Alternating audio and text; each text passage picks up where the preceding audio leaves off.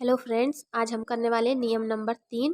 पहले हमने 2 नियम किए थे। उसमें पहला नियम था शब्दों को कैसे बनाना है, उनको कैसे मिलाना है। और उसके बाद दूसरा नियम किया था मात्रा कैसे लगानी चाहिए, किस साइड लगानी चाहिए, मात्राओं की कितनी साइडें होती हैं। मैंने दोनों वीडियो पहले की पिछली वीडियो में ये सब बताया है। आज हम करेंगे नियम नंबर 3, कटे हुए शब्दों को कैसे बनाना है। जो स्टेनो में जो व्यंजन होते हैं, कटे हुए व्यंजन, जैसे खा है, छा है, घा है, भा है, भा है, जो भी कटे हुए शब्द आते हैं, खा, जो बीच में से कटते हैं, जिसके लिए हमें पेंसिल उठाकर उन्हें काटना पड़ता है। उससे हमारी स्पीड कम होती है, तो हमें आगे जाके अपनी स्पीड को बढ़ाना है। इसलिए ये नियम है, नियम नंबर 3, व्यंजनों को कैसे काटना है। तो उसे मैं बताती हूँ। अगर शुरू में व्यंजन वैसे ही बनना है, अगर पहले स्थान का है तो पहले स्थान पर ही बनना है, जहाँ बनना है वैसे ही बनना है। सिर्फ हमें एक छोटा सा डैश बाहर की तरफ निकालना है। जैसे शुरू में अगर कटा हुआ व्यंजन आता है तो हमें उसको कैसे बनाना है। शुरू में अगर कटा हुआ व्यंजन आएगा तो बाईं तरफ एक छोटा सा डैश निकालेंगे और अपना व्यंजन बनाएंगे, और बाकी दूसरा व्यंजन बनाएंगे जैसे बनाना है। और मात्राएं जैसी लगती हैं वैसे ही हमें बनाना है। जैसे जी छा है तो छा के लिए हम छा को यहाँ से काटते हैं बीच में, तो हम बीच में से ना काटते हुए शुरू में एक डैश निकालेंगे बाईं तरफ और छा बनाएंगे, फिर दूसरा व्यंजन ता बनाएंगे तो छाता, और जो मात्रा जिस स्थान की है वहीं पर लगेंगी। फल, फल के लिए हम फा की बाईं तरफ एक डैश निकालेंगे, फा बनाएंगे और ला बनाएंगे फल। वैसे फल हम बनाते हैं, फा बनाते हैं, फिर ला बनाते हैं, फिर पेंसिल उठाते हैं, फिर फा को काटते हैं। तो हमें ऐसे नहीं बनाना है, हमें इस तरीके से बनाना है। डाल के लिए डा बनाएंगे, ला बनाएंगे, और मात्रा जहाँ लगती है वहीं डा की डा और डाल। भोला के लिए ये कटा हुआ शब्द है, भो ला। दूसरे स्थान का है तो लाइन टच करके दूसरे स्थान की मात्रा है तो ओ की मात्रा भो और ला की मात्रा ला, भोला। भालू पहले स्थान का है तो डैश निकाल के भा और ला, ला पे ऊ की मात्रा है तो डैश, भालू। घर के लिए डैश निकाल के घा और रा, घर।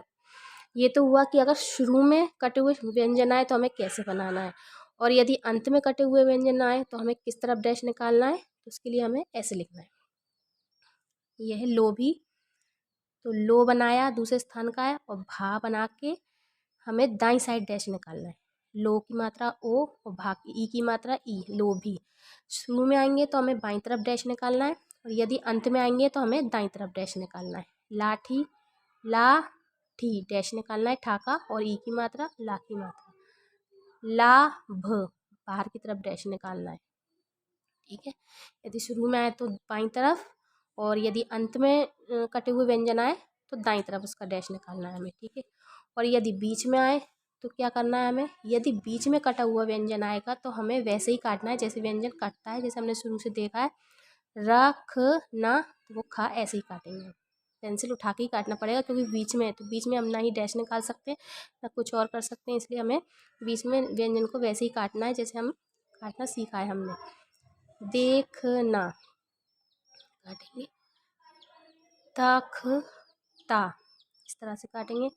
रखता, इस तरीके से। तो हमने सीखा कि शुरू में यदि कटा हुआ व्यंजन आए तो कैसे डैश निकालना है बाहर की तरफ, और यदि अंत में आए तो दाईं तरफ डैश निकालना है, और यदि बीच में कटा हुआ व्यंजन आए तो हमें बीच में उसी तरह काटना है जिस तरह से हम व्यंजन हम काटते हैं।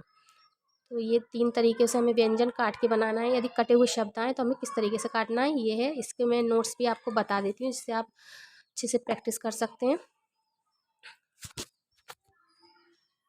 इसके ये नोट्स हैं, आप इसको कटे हुए व्यंजनों के बारे में लिखा हुआ है किस तरीके से आपको बनाना है। यदि शुरू में आए, अंत में आए, बीच में आए तो हमें कटा हुआ व्यंजन किस तरीके से बनाना है। ये मैंने नोट्स तैयार किए हैं बुक में से, और सरल तरीके से बनाए हैं जिससे आपको बहुत अच्छे से समझ में आ सकते हैं।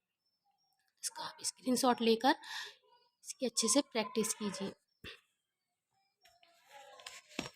मैंने सिर्फ आपको कुछ शब्द बताए हैं, आप और भी जो शब्द हैं, जो कटे हुए शब्द होते हैं, उनको अपनी नोटबुक में लिखकर अच्छे से उसकी प्रैक्टिस कीजिए। हर एक शब्द को मैं बार बार आपसे यही कहूँगी कि हर एक शब्द को सिर्फ एक पेज पर लिखकर उसकी अच्छे से प्रैक्टिस कीजिए, जब भी आपका हाथ अच्छे से साफ हो सकता है। जैसे छाता लिखा है तो सिर्फ उसको एक पेज पर बनाइए, पूरे पेज पर छाता छाता लिखकर उसकी स्टेनो में प्रैक्टिस कीजिए। और जो भी शब्द, कम से कम रोज़ के 20 से 25 शब्द आप बनाकर उसकी अच्छी तरह प्रैक्टिस कीजिए।